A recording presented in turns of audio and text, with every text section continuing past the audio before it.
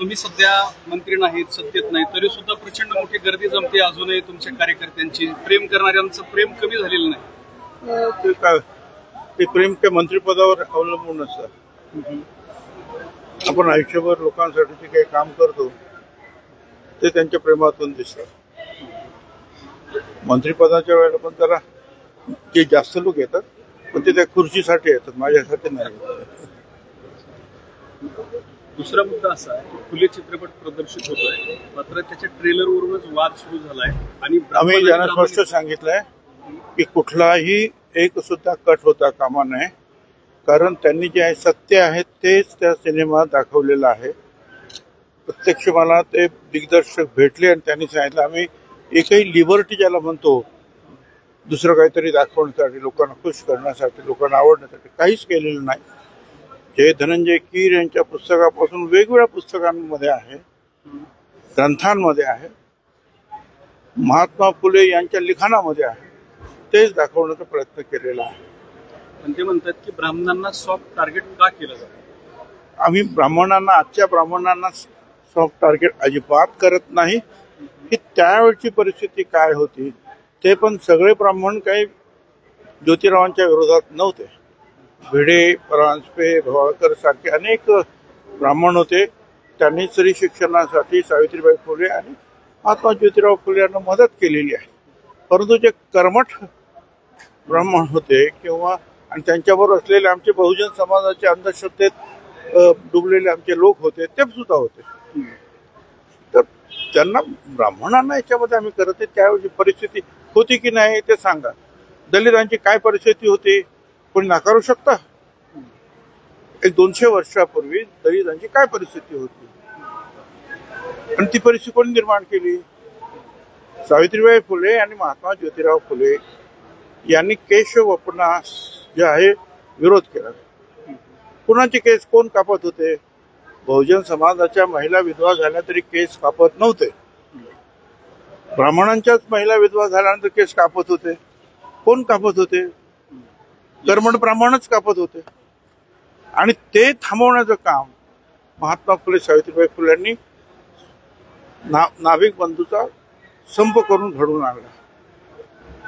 सावित्रीबाई फुल्यांनी जी शाळा काढली 1 जानेवारी 1948, पहिल्या दिवशी ज्या 6 मुली आल्या त्या सगळ्या जवळजवळ ब्राह्मण होत्या.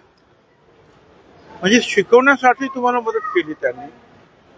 पण हे काय याला महत्व का? तर कर्मठांचा त्याला विरोध होता म्हणून ते महत्व आहे. आज कुठे काय महत्व राहिलं तसं? आज सगळे कोणी शिकू शकतो. सगळ्यांना सारखी वागणूक देण्याचा प्रयत्न. बाबासाहेब आंबेडकरांची उद्या जयंती आहे. संविधानाच्या माध्यमातून त्यांनी सगळ्यांना सारखं शिक्षणात, नोकरीत, धंद्यात, प्रत्येक ठिकाणी समान हक्क दिले. पण सध्या ब्राह्मण ह्याच चित्रपटाचा ह्या सगळ्या ब्राह्मण आणि ब्राह्मणी. अरे याच्यापूर्वी सुद्धा आचार्य अत्रेचा सिनेमा आलेला आहे, त्याच्यामध्ये सुद्धा हे होतं. आणि त्याच्यामध्ये ती भूमिका जी आहे बाबूराव पेंढारकर, सुलोचना, अगदी केशवराव ठाकरे या सगळ्यांच्या भूमिका त्याच्यामध्ये आहे. त्याच्यात पण तेच दाखवलेलं आहे. तो बघा आज सुद्धा तो युट्यूबवर तो सिनेमा आहे आणि त्याला देशातलं राष्ट्रपती पदक मिळालेलं आहे त्याला. एवढंच नाही, डिस्कव्हरीचं जे आहे याच्यामध्ये सिरियल्समध्ये जे रूपांतर केलेलं आहे त्याच्यामध्ये नेमकं तेच दाखवलेलं आहे. नेहरूंची जी डिस्कव्हरी लिहिली त्याने तेच. पण केवळ त्यांनी ह्या दोघांनीच नाही,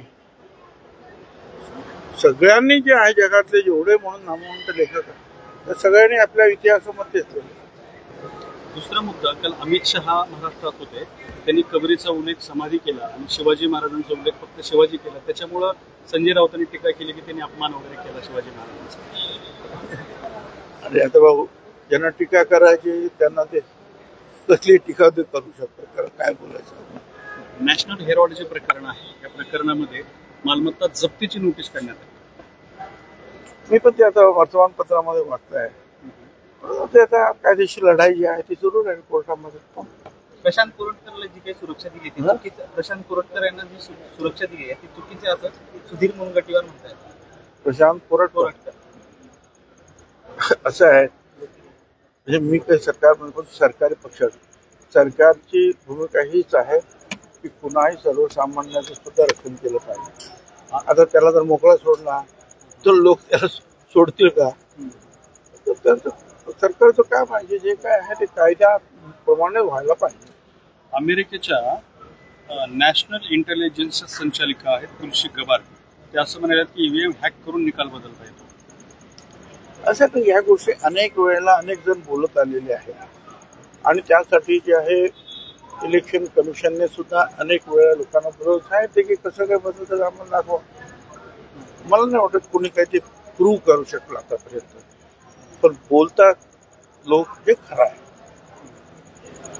पुरावा त्याला काही देता आला नाही. धन्यवाद.